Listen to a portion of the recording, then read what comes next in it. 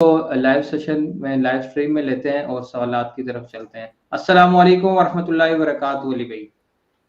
جی وعلیکم السلام ورحمۃ اللہ وبرکاتہ، ولا حول ولا قوۃ الا باللہ، اللہم صلی علی محمد وعلی آل محمد۔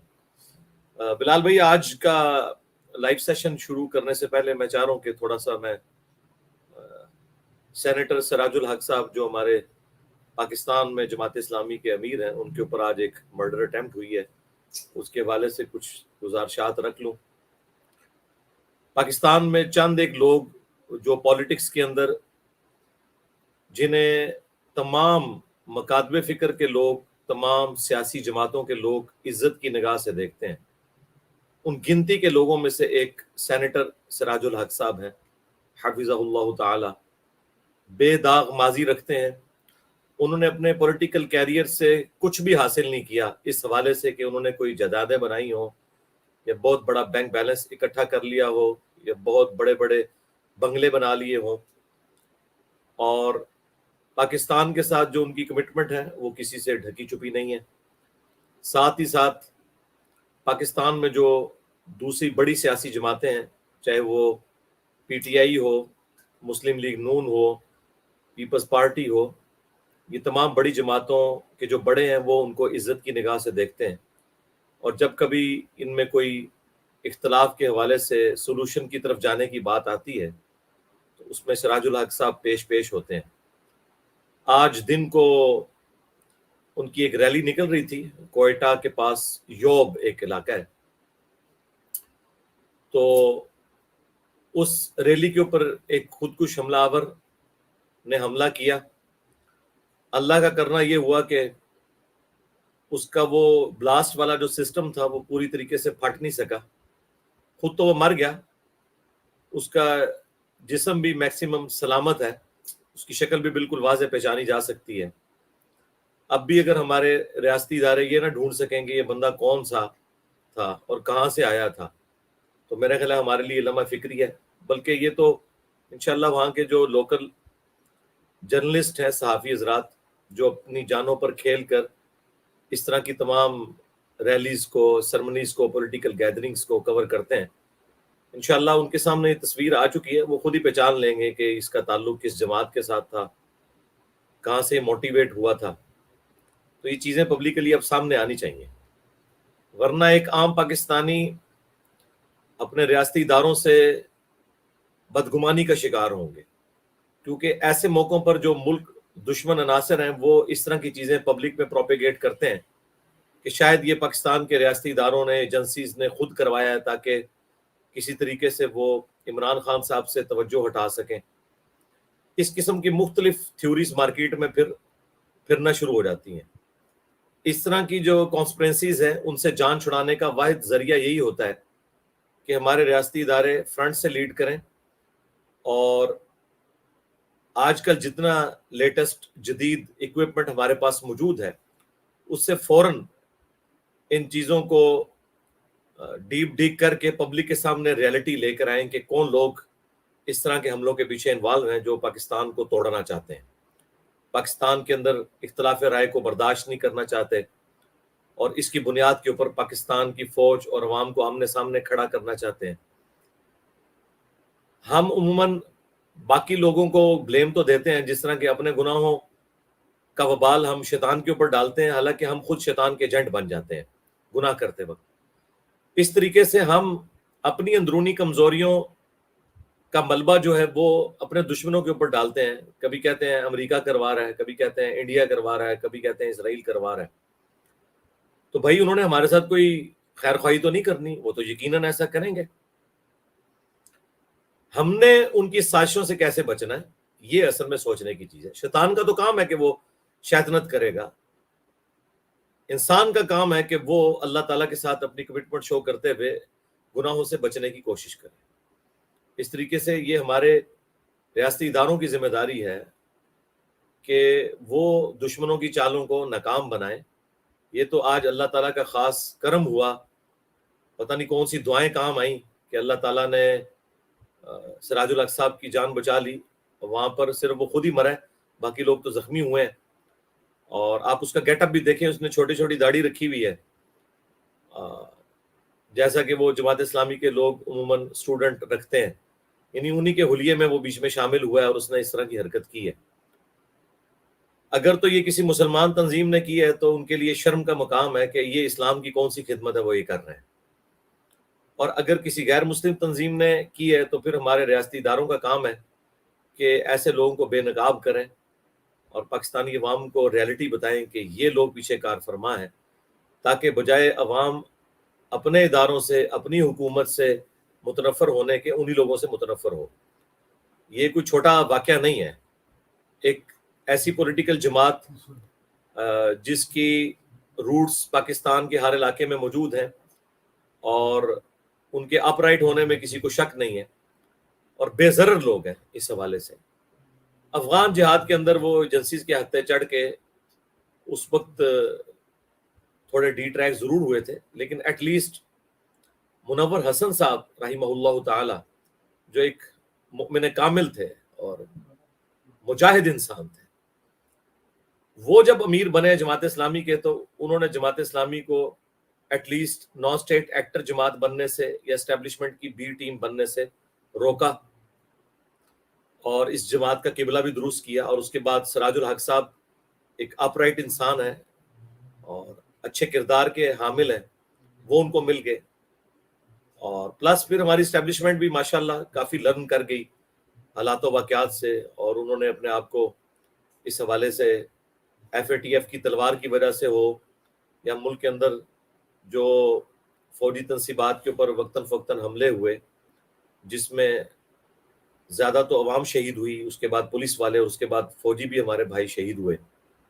اور کتنی تکلیف پچھلے 10-12 سال میں ہم نے کاٹی ہے، اور ضرب عزب اور رد الفساد کی برکات کے بعد آج کافی حد تک سکون ہوا، لیکن اب پھر سے یہ بے سکونی والا معاملہ شروع ہو گیا، جبکہ پہلے ہی قوم ہماری ڈیوائیڈ ہو چکی ہے پولیٹیکل ایک سمجھ لیں اختلاف کی وجہ سے۔ عمران خان صاحب کا بھی جو ایک ایشو ابھی سامنے آیا ہے، تو اس وقت تو دشمن اپنی کوشش کرے گا کہ عوام کو مزید بھڑکائے ریاستی اداروں کے خلاف، اس لیے ریاستی اداروں کو ہوش کے ناخن لینے چاہیے اور بڑی سمجھداری کے ساتھ پاکستان کے جو دشمن ہیں، چاہے وہ اندر چھپے ہوئے ہیں چاہے باہر سے ہیں، انہیں بالکل بے نقاب کریں میڈیا کے اوپر آ کر، تاکہ عوام جو ہے وہ ایجوکیٹ ہو، بجائے وہ بدگمانی کرنے کے ان کو ریئل سینس میں چیزیں پتہ چلیں۔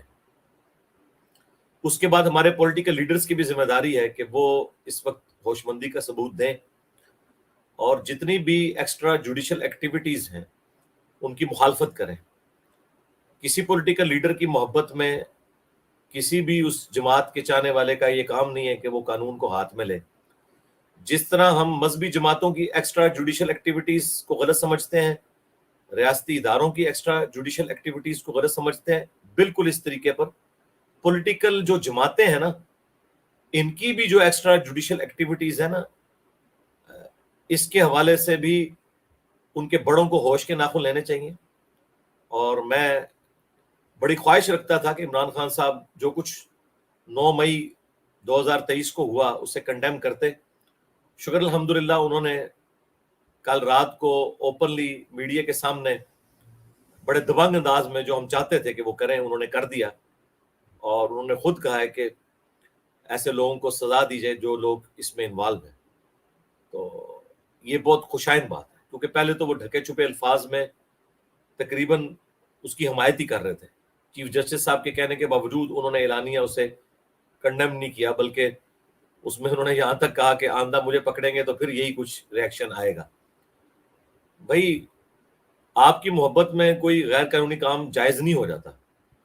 اب جو آپ نے موقف اڈاپٹ کیا ہے یہ بہت اچھا موقف ہے، پلس انہوں نے کہا کہ پولیٹیکل جماعتوں کو مل بیٹھ کے سولوشن کی طرف جانا چاہیے۔ تو بھائی یہ بات تو ہم کتنے عرصے سے آپ کو سمجھا رہے تھے کہ سب سے زیادہ ہارڈ لائن عمران خان صاحب لیتے ہیں پولیٹیکل جماعتوں کے اگینسٹ، یعنی وہ غیر مسلموں کے ساتھ تو بیٹھنے کے لیے تیار ہو جاتے ہیں دوسرے ملکوں کے ساتھ، لیکن وہ کہتے ہیں میں ان چوروں کے ساتھ نہیں بیٹھوں گا، لیکن اب الحمدللہ انہوں نے گرین سگنل دیا کہ میں بیٹھنے کے لیے بھی تیار ہوں۔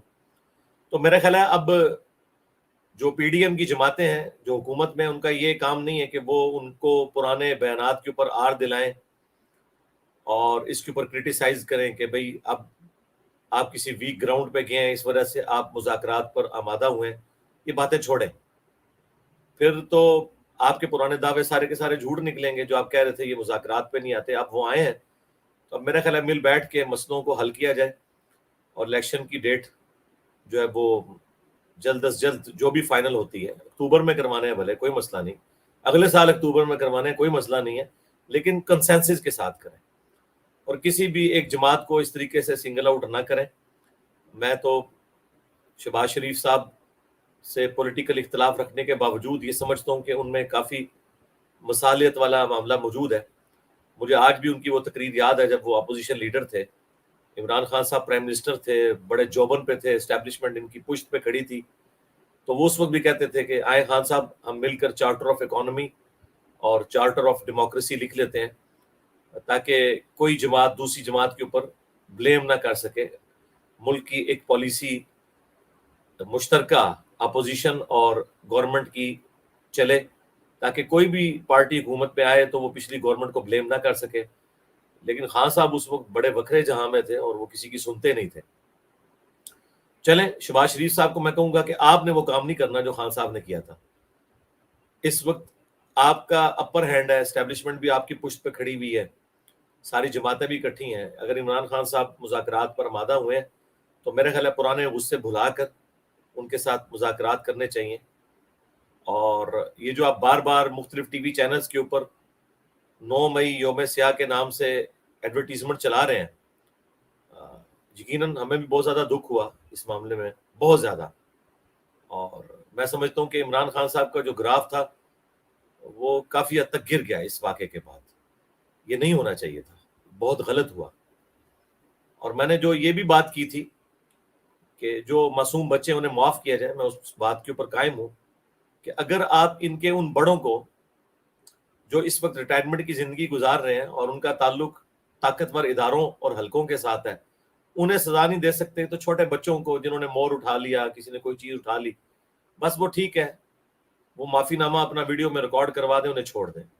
ہاں جو ماسٹر مائنڈ ہے، جنہوں نے بڑے آرگنائز طریقے سے ایسا معاملہ کیا، جو آپ لوگ خود بھی کہہ رہے ہیں وہ 40-50 بندے ہیں، ٹھیک ہے، ان کے اوپر مقدمات چلائیں اور آئین اور قانون کے مطابق انہیں ضرور سزا دیں. لیکن عوام الناس جو ہے وہ جس طرح ہمیں بتایا جا رہا ہے 7,000 بندہ اندر کیا ہوا ہے، تو ظاہر ہے کہ اس طرح کی غلطیاں اداروں سے بھی ہوتی رہی ہیں، باقی پولیٹیکل جماعتوں سے بھی ہوئی ہیں. میرے خیال ہے درگزر کی روش اختیار کرنی چاہیے. ہاں جو عادی مجرم ہیں، کلپرٹ ہیں، جو اس میں سرغنہ ہے اور واقعی وہ اس میں انوالو ہیں، انہیں ضرور سزا دیں. وہ تو بالکل اس میں کوئی دوسری رائے نہیں ہے، ڈیٹرنس ہوگی اس کی وجہ سے. شہباز شریف صاحب چونکہ ایک اس حوالے سے سافٹ ان کی اپروچ ہوتی ہے ہمیشہ، تو میں ان سے بھی ریکویسٹ کروں گا، پرائم منسٹر ہیں آپ، بڑے دل کا مظاہرہ کریں اور معاملات کو خوش اسلوبی سے طے کروائیں. اور یہ جو بار بار ٹی وی پہ اشتہار چل رہے ہیں نا، اس کی وجہ سے مجھے تو یہ مطلب فیل ہوا کہ جس طرح کوئی مستقبل میں کوئی کسی طریقے سے شاید پی ٹی آئی کو کھوڑے لائن لگانے کے لیے پوری کے پورے اس طرح کے حالات و واقعات پیدا کیے جا رہے ہیں. تو ایسا کرنے سے کچھ نہیں ہونا. دیکھیں مشرف صاحب کتنے مضبوط ڈکٹیٹر تھے اور وہ کس طرح کہتے تھے کہ جی بے نظیر اور نواز شریف کی سیاست میں نے قیامت تک کے لیے دفن کر دی ہے. لیکن دیکھیں اسی عوام نے نواز شریف صاحب کو تیسری دفعہ پرائم منسٹر بنایا. بے نظیر بھی اگر زندہ رہتی تو ان کے بھی چانس تھے، ان کے ساتھ تو وہ حادثے والا معاملہ ہو گیا. تو اس طرح کو کسی کی سیاست ختم نہیں کر سکتا. بھٹو کو اسیسینیٹ کرنے سے کوئی ان کی سیاست ختم نہیں ہوگی. تو میں نہیں سمجھتا کہ ہم نے سندھ میں ایک بھٹو دیا ہے اور اب کے پی میں بھی ہم ایک بھٹو دے دیں. اور ہمارے جو پٹھان بھائی ہیں وہ آپ کو پتا ہے دوستی بھی آخری حد تک نبھاتے ہیں اور دشمنی بھی، اور دلیری بھی ان پہ ختم ہے. مجھے پٹھانوں کی 2 چیزیں بڑی پسند ہیں. ایک ان کی سادگی، کہ بڑی سے بڑی پوسٹ پہ ہوں، شلوار قمیض پہننے میں، سادہ لباس پہننے میں کوئی آر نہیں محسوس کرتے. اور کوئی چھوٹے سے چھوٹی پوسٹ والا بندہ بھی اگر ان کا آ جائے اس کے ساتھ پشتوں میں بات کرتے ہیں، کوئی آر محسوس نہیں کرتے، کوئی لینگویج بیریئر نہیں رکھتے. اور رشتہ دار امیر ہوں غریب اکٹھے بیٹھ کے ایک جگہ کھانا کھاتے ہیں, زمین پہ بیٹھ کے فخر محسوس کرتے ہیں. اور دوسری ان کی عادت مجھے دلیری والی پسند ہے, بشرطے کہ یہ چیزیں ڈیٹریکٹ نہ ہو. تو میں نہیں چاہتا کہ ہم عمران خان صاحب کی شکل میں پٹھانوں کو ایک بھٹو دے دیں اور پھر ہماری آنے والی نسلیں اس کو بھگتیں. اور یہی بات میں نے اس وقت بھی کی تھی جب نواز شریف صاحب کو جیل میں ڈالا گیا تھا اور عمران خان صاحب کے اپنے ڈاکٹرز کہہ رہے تھے کہ ان کی صحت ٹھیک نہیں ہے. بڑا اچھا ڈیسیژن کیا. لوگ تو کرٹیسائز کرتے ہیں, عمران خان صاحب بھی بعض اوقات پریشان ہوتے ہیں کہ میں نے غلط ڈیسیژن, نہیں بالکل صحیح ڈیسیژن کیا تھا, ورنہ پھر نواز شریف کی شکل میں پنجاب کو ایک بھٹو مل جانا تھا. تو میرا خیال ہے جو اس وقت نیکی نواز شریف صاحب کے ساتھ کی تھی عمران خان صاحب نے, اس کا بدلہ اتارنے کا وقت ہے کہ آپ معاملات کو مل بیٹھ کے حل کریں. اور میں کسی پولیٹیکل ایجنڈے پہ کام نہیں کر رہا ہوتا, میں اس وقت پریشان ہوں کہ بچے سے لے کر بوڑھے تک, نمازی سے لے کر بے نمازی تک, سب کے سب لوگ اس وقت پاکستان کی پولیٹیکل سچویشن اور اس کے ساتھ جڑی ہوئی ہماری اکانومی کی جو بری صورتحال ہے اس کی وجہ سے پریشان ہے. اور ظاہر ہے میں اس دور کا انسان ہوں, میں کیسے ان چیزوں سے یعنی صرف نظر کر سکتا ہوں. اور آج کی ینگ جنریشن نوکریاں نہ ملنے کی وجہ سے, ملک کی بری اکانومی کی وجہ سے, پولیٹیکل لیڈرز کی لڑائیوں کی وجہ سے, ریاستی اداروں کے اپنے جو اختلافات ہیں ان کی وجہ سے پریشان ہے. تو ایسی پریشانی میں کبوتر کی طرح آنکھیں نہیں بند کر سکتا.